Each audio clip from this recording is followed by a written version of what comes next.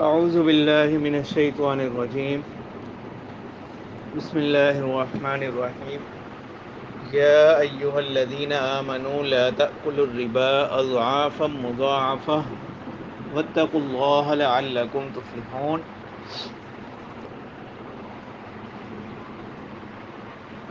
گزشتہ آیات میں جو مضمون چل رہا تھا صبر اور تقوی، اس کی اہمیت کہ مومنین کو چاہیے کہ وہ صبر اور تقوی اختیار کریں، اور یہ دو ایسی صفات ہیں جن پر کامیابی کا دار و مدار ہے۔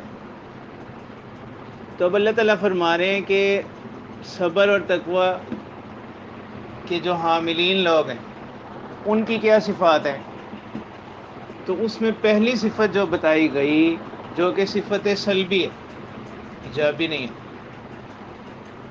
صفت سلبی یعنی جو چیز ان میں نہیں پائی جائے گی، جس سے منع کیا جا رہا ہے۔ صفت ایجابی جس کا حکم دیا جائے، جس کو کرنا ہو، اور صفت سلبی جس سے بچنا ہو۔ تو اللہ تعالیٰ نے پہلی صفت ممانعت کی بیان فرمائی، اور وہ کیا ہے کہ سود مت کھاؤ۔ تو اس سے معلوم ہوا کہ صبر اور تقوی کے لیے بنیادی چیز جو ہے وہ کیا ہے؟ عقل حلال۔ عقل حلال ہوگا تو پھر کیا حاصل ہوگا؟ صبر اور تقوی حاصل ہوگا۔ تو متقین کی ایک بڑی صفت کیا ہو گئی کہ وہ سود نہیں کھاتے۔ تو یہاں سے عقل حلال کی بھی اہمیت معلوم ہوئی کہ عقل حلال جو ہے، حلال کھانا، حلال کمانا، یہ جڑ ہے کس کی؟ تقوی اور صبر کی، اور اسی پر تمام عبادات کی قبولیت کا دار و مدار ہے۔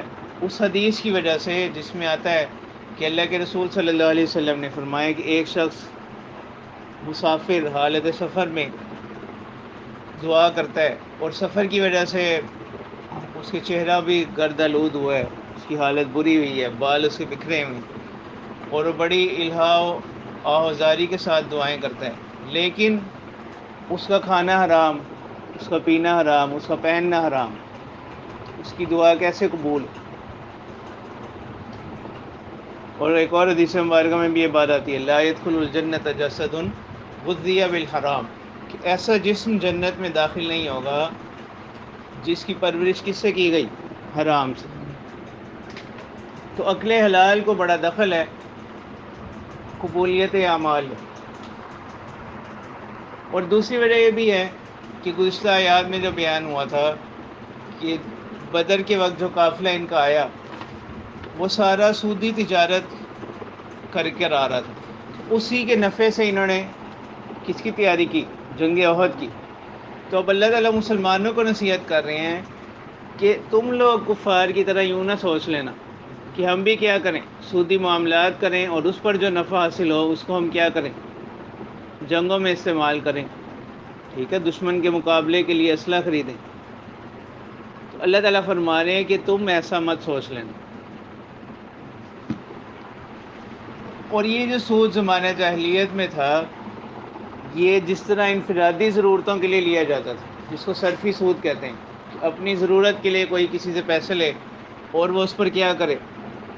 اس پر اضافہ لے لے۔ تو بہت سے لوگ اس سود کو تو حرام قرار دیتے ہیں، لیکن تجارتی سود، تجارت کے لیے جو سود دیا جائے وہ اس کو حرام نہیں سمجھتے، ٹھیک ہے۔ حالانکہ قرآن مجید میں جو ہے جیسے یہاں بھی ہے لا تأکلوا الربا یا احل اللہ البیع وحرم الربا، تو قرآن سنت کی تمام نصوص میں مطلق ربا کی نفی کی گئی ہے، قطع نظر اس بات کے کہ وہ صرفی سود ہو یا تجارتی سود، چاہے استعمال کسی ضرورت کے استعمال کے لیے لیا جائے یا تجارت کے لیے، دونوں صورتوں میں قرآن و سنت کی جو نصوص ہیں وہ سود کو کیا قرار دیتی ہیں؟ حرام قرار دیتی ہیں۔ پھر تجارتی جو سود ہے اس کے متبادل شریعت نے اور بہت سی چیزیں دی ہیں کہ انسان ان کو کیا کرے؟ اختیار کرے، مضاربہ ہے، مشارکہ ہے، اس طرح کی جو چیزیں۔ تو اب متقین کی پہلی صفت اللہ تعالیٰ بیان فرما رہے ہیں، یا ایھا الذین آمنوا، اے ایمان والو، لا تأکلوا الربا اضعافا مضاعفہ، کہ مت کھاؤ سود دگنے پر دگنا، اضعاف مضاعفہ، دگنے پر دگنا، یعنی اس کو دوہرا کر کے اس طرح سے مت کھاؤ. واتقوا اللہ لعلکم تفلحون، اور اللہ سے ڈرو تاکہ تم کامیاب ہو جاؤ. اب یہاں پر ربا کی ممانعت کی گئی. ربا لغت میں کہتے ہیں نمو کو، اضافے کو، بڑھوتری کو، اور شریعت کی اصطلاح میں ربا کس کو بولتے ہیں؟ زیادۃ خال عن العوض، ایسا اضافہ، ایسی زیادتی جو عوض سے کیا ہو؟ خالی ہو، جس کے عوض میں کوئی چیز نہ آ رہی ہو. مثلا ایک شخص نے کسی کو 1000 روپے دیے ہیں، اب وہ کہتا ہے کہ 1 مہینے کے بعد میں واپس لوں گا، اور میں واپس لوں گا 1010 روپے. تو یہ 1000 روپے تو 1000 روپے کے مقابلے میں آ گئے، تو یہ 10 روپے کسی چیز کے مقابلے میں نہیں آ رہے. تو یہ ایسی اضافہ ہے، ایسی زیادتی ہے جو خالی ہے عوض سے، کیونکہ مدت جو ہے یہ کیا نہیں ہے، کوئی عوض نہیں. اب یہاں پر جو اضعاف مضاعفہ کی قید لگائی گئی، اس کی صورت یہ ہے کہ زمانہ جاہلیت میں، ابھی بھی ہوتا ہے بعض جگہوں پر، یوں ہوتا تھا کہ وہ کسی کو قرض دیتے، مثلا 1000 روپے دیا ہے اور 1 مہینے کے بعد 1010 روپے واپس کرنے ہیں. اب مہینہ ہوا تو قرض دار جو ہے وہ نہیں واپس کر سکا. اب وہ قرض خواہ، جس کا قرض اس نے دینا ہوتا تھا، وہ کہتا تھا کہ اچھا ایسا کرو کہ میں آپ کو اور وقت دے دیتا ہوں، لیکن یہ جو اضافہ ہے نا، اس کو اب کس میں شامل کر دو؟ اصل سرمایہ میں. اب اصل سرمایہ کتنا ہو گیا؟ 1010. پھر اس پر وہ مزید کیا کر دیتے؟ سود کی شرح مقرر کر دیتے. اسی طرح جب اگلی مدت آتی تو جتنا سود اس وقت تک بنتا تھا اس کو اصل سرمایہ میں شامل کر دیتے، پھر اس پر نئی سود کی شرح آ جاتی.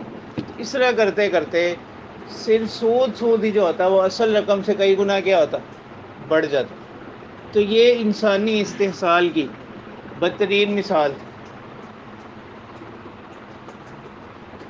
اب یہاں پر جو اضافہ مضافہ کی قید ہے وہ صرف اس صورت کو بتلانے کے لیے ہے، قید احترازی نہیں ہے. مثلا کوئی یوں کہنے لگے لا تأکل الربا اضعافا مضافہ، کہ قرآن میں ایسے سود سے منع کیا گیا ہے جو کیا ہو؟ دگنے پر دگنا ہو. اگر کسی وقت میں ایسی صورت نہ ہو تو وہ سود کیا ہوگا؟ اس کی اجازت ہوگی.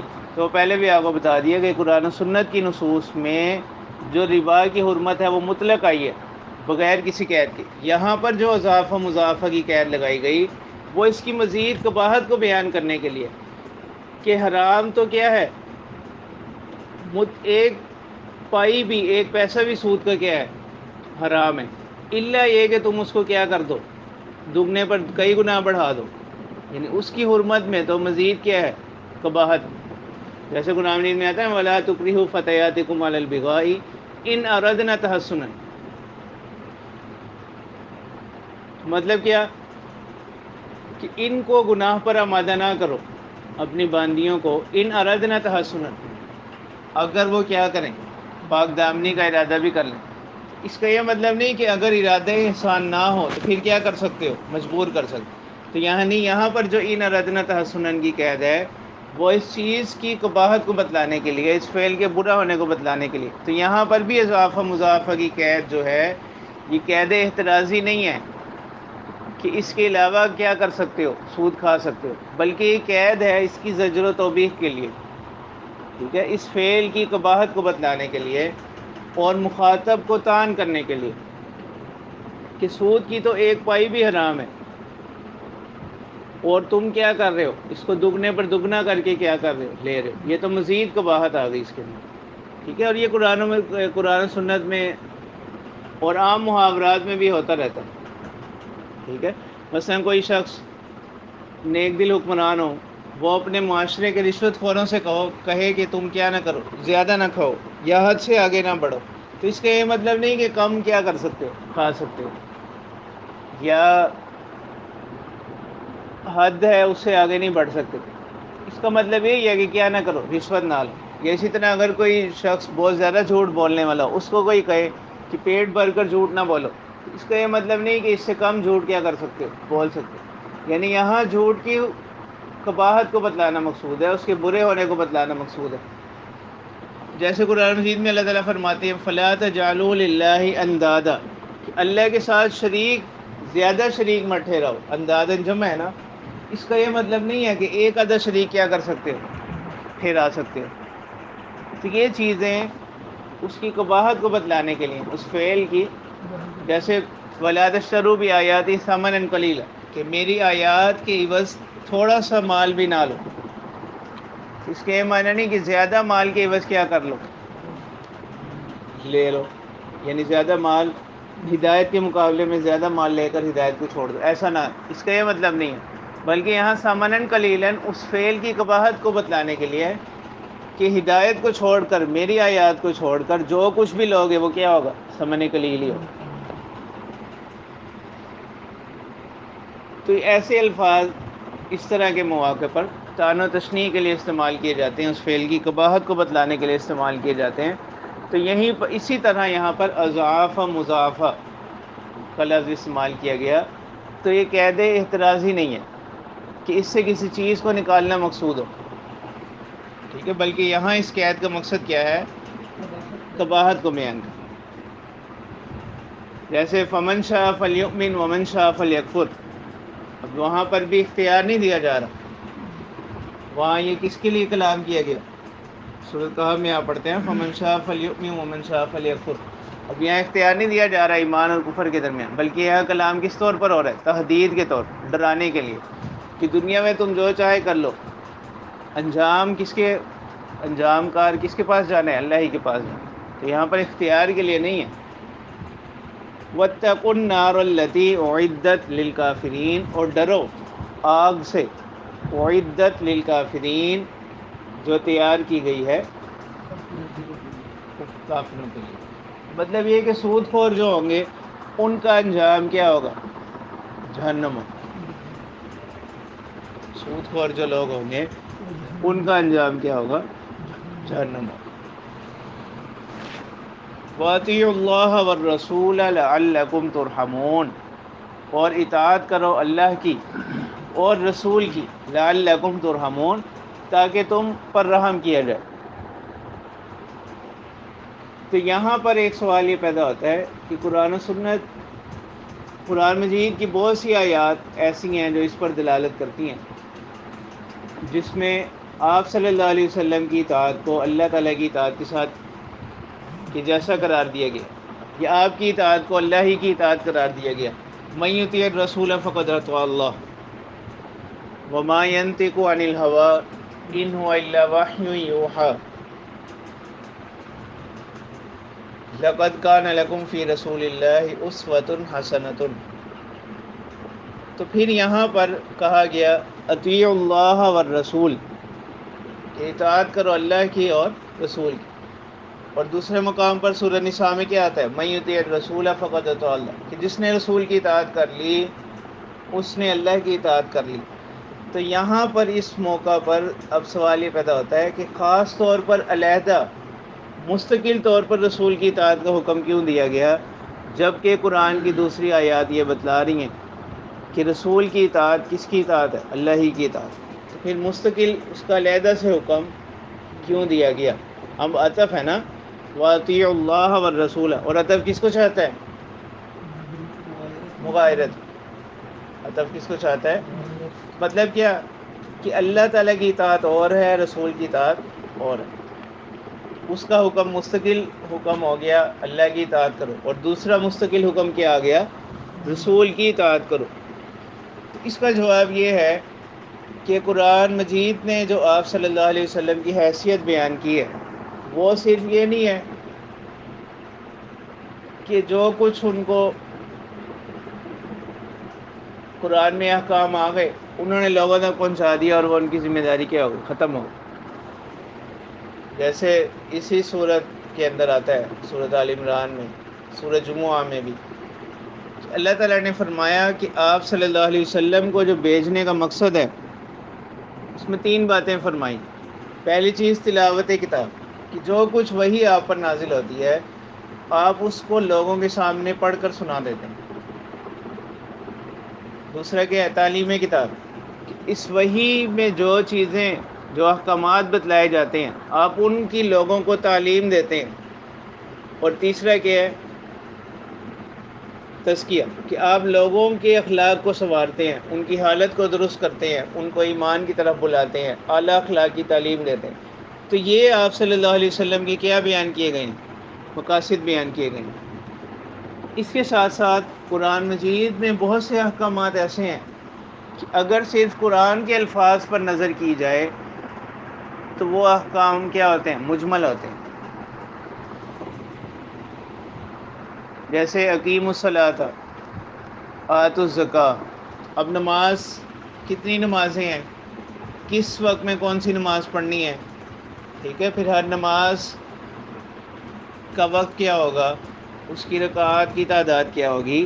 تو یہ ساری چیزیں وہ ہیں جو ہمیں کہاں سے ملتی ہیں؟ آپ صلی اللہ علیہ وسلم کے اقوال سے، جو اس قرآن مجید کے علاوہ ہیں۔ آپ صلی اللہ علیہ وسلم کے اقوال سے ملتی ہیں، جو قرآن مجید کی جو الفاظ وہی ہیں وہ کیا ہے؟ ان الفاظ کے علاوہ ہیں۔ اسی طرح آتوا الزکوٰۃ، اب زکوٰۃ کا مفہوم کیا ہے شریعت کی اصطلاح میں؟ پھر زکوٰۃ کے مصارف کون کون سے ہیں، زکوٰۃ کن لوگوں کو دینی ہے، کن لوگوں کو نہیں دینی، کتنے مال میں سے دینی ہے، کس وقت دینی ہے۔ تو یہ ساری تفصیلات ہمیں ایک ایسی وحی میں ملتی ہیں جو قرآن مجید کے الفاظ نہیں، اگرچہ ہیں وہ بھی وحی ہیں، لیکن وہ قرآن مجید کے کیا نہیں ہیں؟ الفاظ نہیں۔ اگر آپ صلی اللہ علیہ وسلم کا مقصد صرف قرآن مجید کی باتوں کو ہی پہنچانا ہوتا تو پھر جو قرآن نے آپ صلی اللہ علیہ وسلم کی بعثت کا مقصد بتلایا، تعلیم کتاب، تو اس کا کوئی حاصل نہیں رہتا۔ اور خاص طور پر اس وقت میں کہ جن لوگوں میں قرآن نازل ہوا وہ کون لوگ تھے؟ جن لوگوں میں قرآن مجید نازل ہوا وہ خود کیا تھے؟ اہل زبان تھے، وہ خود اس کو کیا کر سکتے تھے؟ سمجھ سکتے تھے۔ تو پھر اس حیثیت سے قرآن مجید کا آپ صلی اللہ علیہ وسلم کا درجہ یہ بتلانا کہ آپ کے فرائض میں کیا چیز شامل ہے؟ تلاوت کتاب، تعلیم کتاب، تزکیہ۔ اسی طرح وَأَنزَلْنَا إِلَيْكَ الذِّكْرَ لِتُبَيِّنَ لِلنَّاسِ مَا نُزِّلَ إِلَيْهِمْ، شرح کتاب، کہ جو چیز آپ کی طرف نازل کی گئی لوگوں کے سامنے اس کی کیا کرنا؟ وضاحت کرنا۔ تو اگر آپ صلی اللہ علیہ وسلم کی یہ حیثیات نہ مانی جائیں تو پھر اس بات کی کوئی اہمیت باقی نہیں رہتی کہ آپ، کیونکہ آپ صلی اللہ علیہ وسلم کو جن لوگوں کی طرف بھیجا گیا وہ خود کیا تھے؟ اہل لسان تھے، اہل زبان تھے، اور وہ فصیح ترین لوگ تھے، وہ خود اس کو الفاظ سے کیا کر سکتے تھے؟ سمجھ سکتے تھے۔ تو اس سے معلوم ہوا کہ جس طرح قرآن مجید کا درجہ ہے اسی طرح کس کا درجہ ہے؟ حدیث کا بھی درجہ ہے۔ اور جس طرح اللہ تعالیٰ کی اطاعت ہے اسی طرح اللہ کے رسول صلی اللہ علیہ وسلم کی اطاعت بھی کیا ہے؟ لازم ہے۔ اس وجہ سے اس کو کیا علیحدہ سے بیان کیا گیا، جداگانہ طور پر، مستقل طور پر، تاکہ کسی وقت میں کوئی یہ نہ سمجھے کہ اللہ کی اطاعت جب ہو گئی تو رسول کی اطاعت کیا نہیں ہے؟ لازمی نہیں ہے۔ تو اللہ تعالیٰ نے بتلا دیا کہ اللہ تعالیٰ کی بھی اطاعت کرنی ہے اور رسول کی بھی اطاعت کرنی ہے۔ اور مزید اہمیت اور مزید تقویت اس کی ان آیات سے ہو جائے گی جس میں اللہ تعالیٰ نے رسول کی اطاعت کو کیا قرار دیا؟ والدین، اللہ کی اطاعت قرار دیا، رسول کی اطاعت کو اللہ کی اطاعت کر، کہ جو رسول کی مکمل اطاعت کرے گا تو وہی حقیقت میں کس کی اطاعت کرنے والا کہلائے گا؟ اللہ تعالیٰ کی اطاعت کرنے والا کہلائے گا۔ ٹھیک ہے۔ اور اس طرف بعض حدیث میں اشارہ بھی ملتا ہے کہ آپ صلی اللہ علیہ وسلم نے فرمایا کہ ایک زمانہ آئے گا کہ میں تم میں سے کسی شخص کو ایسا نہ پاؤں کہ جو کسی مسند پر تکیہ لگائے بیٹھا ہوگا اور اس کے سامنے میری حدیث بیان کی جائے اور وہ کہے حسبنا کتاب اللہ، کہ ہمیں اللہ کی کتاب کیا ہے؟ کافی ہے۔ تو انکار حدیث یا حدیث کو اہمیت نہ دینا، ان کے مرتبے کو کم کرنا، تو اس کی طرف کچھ نہ کچھ اشارہ اس فتنے کی طرف آپ صلی اللہ علیہ وسلم کی حدیث میں بھی اس کا تذکرہ ملتا ہے۔ ٹھیک ہے۔ تو اب یہاں یہ جو مستقل حکم دیا گیا تھا آپ صلی اللہ علیہ وسلم کی اطاعت کا، اس کی اہمیت اور مقصد بھی معلوم ہو گیا۔ وَأَطِیعُوا اللَّهَ وَالرَّسُولَ لَعَلَّکُمْ تُرْحَمُونَ، اللہ تعالیٰ فرماتے ہیں اور اطاعت کرو اللہ تعالیٰ کی اور رسول کی، لعلکم ترحمون، تاکہ تم پر رحم کیا